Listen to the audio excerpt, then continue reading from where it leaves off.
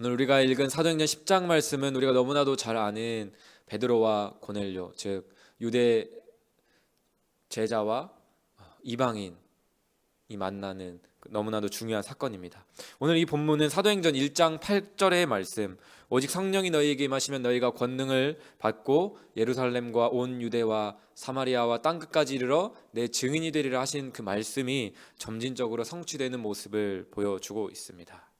유대와 사마리아 땅을 넘어 이제 이방인들에게도 하나님의 복음이 전해지는 아주 중요한 사건이죠. 먼저 베드로의 시점으로 이 사건을 잠시 살펴보겠습니다. 베드로는 요바에 있는 무두장이 시몬이라고 하는 자의 집에 머물러 있습니다. 그러던 중에 기도하는 중에 환상을 보게 되죠.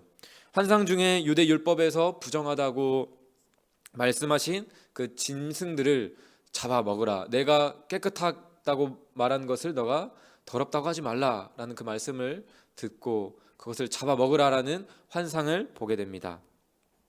환상을 보고 의아해하던 그 베드로가 환상에 대해 생각할 때에 고넬료의 사람들이 찾아와 베드로는 이제 그들과 함께 떠나게 되고요. 고넬료를 만나 고넬료와 그의 온 가족 친척들과 친구들에게 예수 그리스도 복음을 전하게 됩니다.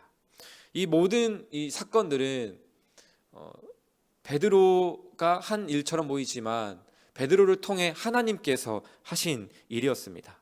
부활하신 예수님께서 승천하시기 전에 말씀하셨던 그 하나님의 일을 베드로를 통해서 하나님께서 이루시는 모습인 것이죠. 베드로는 사도행전 1장 8절의 말씀을 분명히 기억했을 것입니다. 하나님의 약속, 하나님의 하실 일이 어떤 일인지를 알고 있었을 것입니다. 하지만 하나님께서 언제 그리고 어떤 방식으로 이 말씀을 성취해 가실지는 다 알 수 없었을 것입니다. 그가 생각하지 못했던, 기대하지 못했던 하나님의 방식은 무엇입니까? 그것은 바로 환상을 통해 하나님께서 친히 주셨던 그 율법을 깨뜨리고 그 율법의 경계를 허물고 나아가는 일, 위법이었던 이방인과 교제하는 그 자리로 나아가는 것.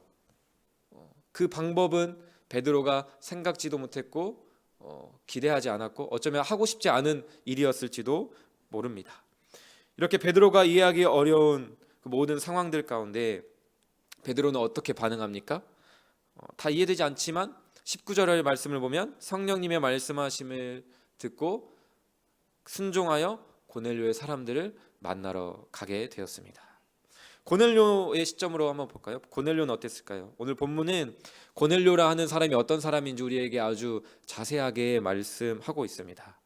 1절부터 쭉 보면 이달리아 군대의 백부장이었으며 온 지방과 더불어 하나님을 경외하는 사람이었다. 백성을 많이 구제하는 사람이었고 항상 하나님께 기도하는 사람이었다라고 우리에게 알려주고 있습니다. 그랬던 고넬료가 제9시 기도하는 중에 환상을 보게 되었습니다. 천사가 나타나 이렇게 말합니다. 네 기도와 구제가 하나님 앞에 상달되어 기억하신 바 되었다. 만약 어느 날 우리에게 하나님께서 나타나 이렇게 비슷하게 말씀하신다면 네가 기도를 열심히 하고 구제를 많이 했구나. 나의 말씀에 너무나도 순종하며 잘 살았구나. 내가 다 들었다. 다 보았다.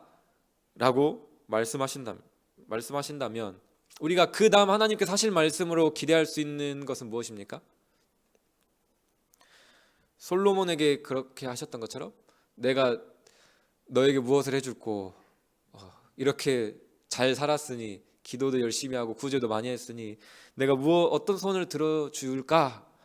라는 말씀이 나올 것 같은데 오늘 본문에 이어지는 말씀은 어떤 말씀입니까? 5절 6절 말씀에 천사의 이어지는 말은 우리가 기대하던 어떤 말도 아니고 이해되지도 않는 말씀이죠.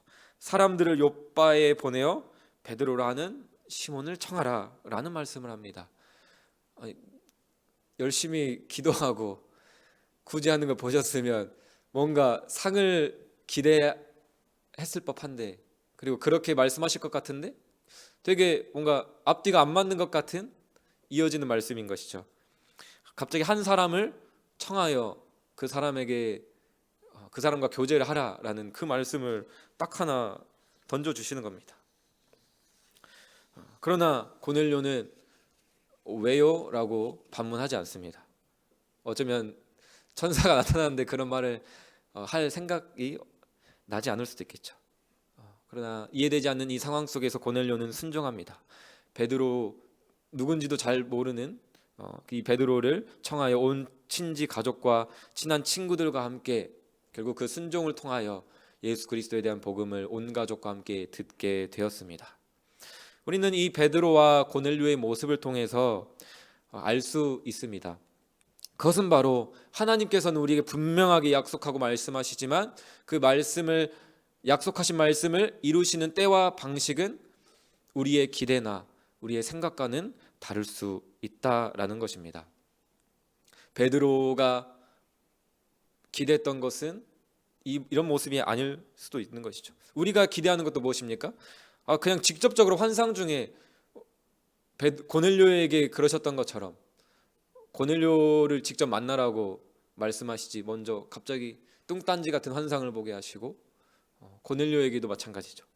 그런 것처럼 하나님께서는 우리에게 분명히 말씀하시되 그 말씀을 이루시는 때와 방식은 우리의 기대와 우리가 원했던 바와는 전혀 다르게 일하실 때가 많다라는 것입니다. 그렇다면 우리에게 이어지는 질문이 있죠. 나의 기대와는 다른 하나님의 일하심, 그것들을 우리는 어떻게 분별할 수 있는가? 이게 하나님의 일인지 아니면 나의 마음인지, 어떤 나의 판단이고 나의 감정이고 욕심인지 아니면 하나님 뜻이냐, 우리는 어떻게 분별할 수 있는가? 그리고 그 하나님의 일하심에 어떻게 순종할 수 있는가라는 질문인 것이죠. 그 질문에 대해 오늘 본문은 그 답은 기도라고 우리에게 분명하게 보여주고 있습니다. 하나님께서 언제 우리에게 말씀하십니까? 하나님의 일하심을 베드로와 고넬료가 어떻게 알게 되었습니까? 어떻게 듣게 되었습니까? 3절 말씀에 2절부터 고넬료가 하나님께 항상 기도하더니 제9시쯤 되어 환상 중에 밝히 보았다. 기도하던 중에 하나님의 일하심을 알 수 있었다라고 이야기합니다. 9절 말씀에 베드로가 기도하려고 지붕에 올라갔던 그때에, 기도할 그때에 하나님은 베드로를 통해 말씀하셨습니다. 사랑하는 성도 여러분, 우리는 기도할 때 다른 어떠한 방식이 아니라 내가 내 자리에서 생각하고 머리를 굴릴 때가 아니라 기도할 때 하나님의 말씀을 우리는 분별할 수 있습니다. 하나님의 마음을 알 수가 있게 되는 것입니다. 우리 그래서 이 자리에 오늘 이 아침 기도하러 나온 것 아니겠습니까? 내가 내 자리에서 아무리 오랜 시간 머리를 싸매고 고민하고 문제를 해결하려고 해도 우리는 어떻게 됩니까? 그 문제를 생각하면 생각할수록 그 상상은 그 최악의 경우의 수까지 우리는 가게 되죠. 그 두려움은 줄어드는 것이 아니라 우리가 대비하려고 하면 대비할수록 더 커지고 불안해지는 것을 우리는 너무나도 많이 경험했습니다. 그러나 우리가 기도할 때 어떻습니까? 여기에 계시는 우리 성도님들은 모두 다 그 기도의 능력, 그 기도의 신비, 그 모든 하나님의 그 선하심을 경험한 줄 믿습니다. 기도하러 나왔을 때 기도할 때 우리가 경험하는 것은 하나님이 나의 마음을 평안하게 하시고 잠잠하게 하시고 하나님을 바라보며 신뢰하게 하시는 그 은혜를 경험케 하신다는 것을 우리는 알 수가 있습니다. 저는 올해 가장 좀 두렵고 막막했던 게 청소년부를 맡게 되고 청소년부 아이들과 함께 교제하고 또 말씀을 전하는 일이었습니다. 처음에 이제 예배를 드리고 우리 아이들의 모습을 보는데 영혼은 있겠죠. 예. 영혼은 있으나 영혼이 없어 보이는 그런 모습들을 보면서 어떻게 내가 해야 되지? 라고 하면서 뭔가 이제 설교를 하고 내려와서도 뭔가 내가 잘 못한 것 같고 내가 준비가 부족한 것 같고 그래서 자책감이 들기도 하고, 그런데 기도의 자리로 나아갔을 때에 하나님께서 주시는 마음은 올 초에 이제 기도에 관한 이제 책을 읽었는데 요한복음 4장 14장 말씀에 내 이름으로 무엇이든지 구하면 내가 행하리라 라는 그 한 말씀을 붙잡게 하시면서 나의 어떠함이 아니라 하나님의 이름에 그 약속이 있고 하나님의 이름으로 약속하셨고 그 이름으로 기도할 때 하나님이 이루신다라고 말씀하셨지 라고 하면서 밤마다 집에서 간절히 기도를 했습니다. 근데 이제 간절히 기도하는 중에 이제 그렇게 기도했죠. 하나님, 우리 아이들을 만나 주시옵소서. 올 한해 우리 청소년부 아이들이 정말 하나님을 인격적으로 만나게 하여 주시옵소서. 그렇게 간구를 드리는데 어느 순간에 하나님께서 주시는 마음은 그 확신을 주시는 겁니다. 하나님께서 내가 이 아이들을 만나 줄 것이다. 내가 이 아이들이 정말 나를 만나고 나를 알도록 내가 일할 것이다. 이거는 제가 뭐 기도하면서 무슨 스스로 주입하거나 세뇌한 어떠한 마음도 아니죠. 하나님 평강을 주시옵소서 믿습니다 막 그런 게 아니라 정말 그 아이들을 위해 간절히 기도할 때에 내가 그 아이들을 만날 것이다 라는 그 하나님의 그 말씀과 하나님의 그 마음, 그 평강이 은혜로 저희 마음 가운데 기대하지 않았던 그 마음이 임한 것이죠. 기도가 그렇습니다. 우리는 기도할 때에 우리의 기대를 넘어 그리고 우리가 이해하지 못한 그 상황 가운데 하나님께서 분명히 일하실 것들을 믿고 신뢰할 수 있습니다. 그럼에도 우리에게는 이런 질문이 남을 수 있습니다. 이해하지 못해도 순종하라, 신뢰하라라는 이 말씀이 어쩌면 때로는 우리에게는 신앙적인 억압, 영적인 가스라이팅처럼 느껴질 때가 있는 것이죠.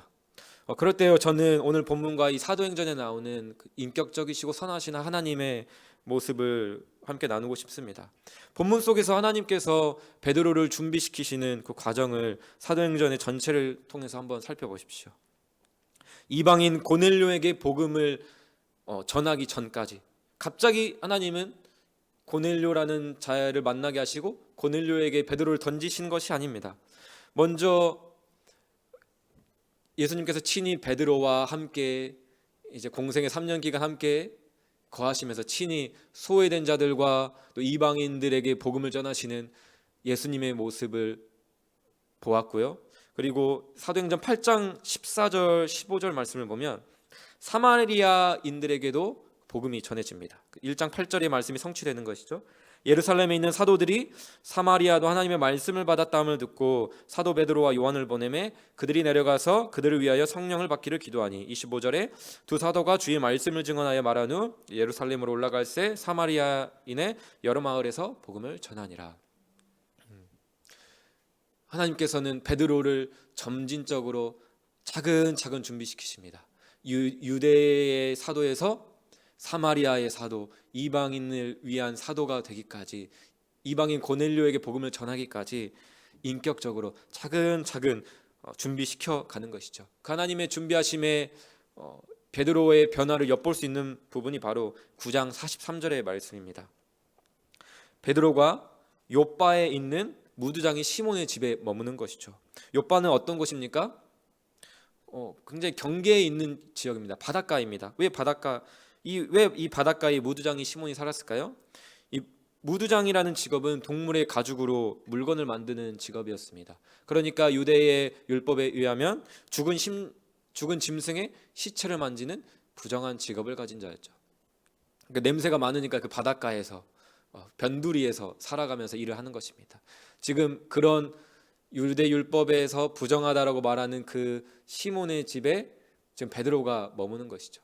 이 모습을 통해서 베드로가 율법의 경계를 이미 허물고 정말 그 하나님의 그 말씀의 그 본질에 다가가고 있고 하나님께서 그 경계를 허무는 준비를 인격적으로 하셨다라는 것을 우리는 엿볼 수 있습니다.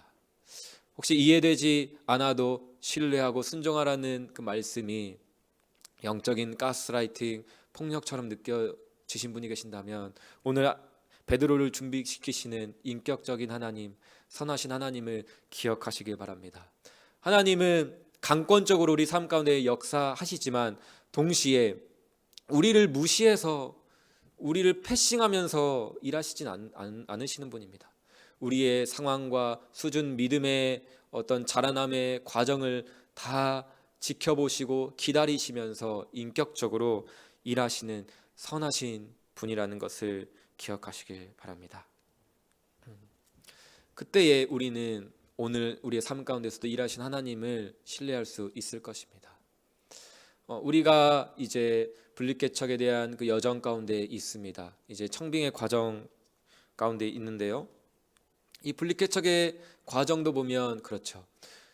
분명히 하나님의 말씀 가운데 말씀하셨고 또 개척 초기 때부터 계속해서 우리 교회가 들었던 하나님의 일하심이었는데 그 일하시는 그 방식과 그 때가 우리의 기대와는 우리의 생각과는 너무나도 다르게 진행되는 것 같아 보입니다.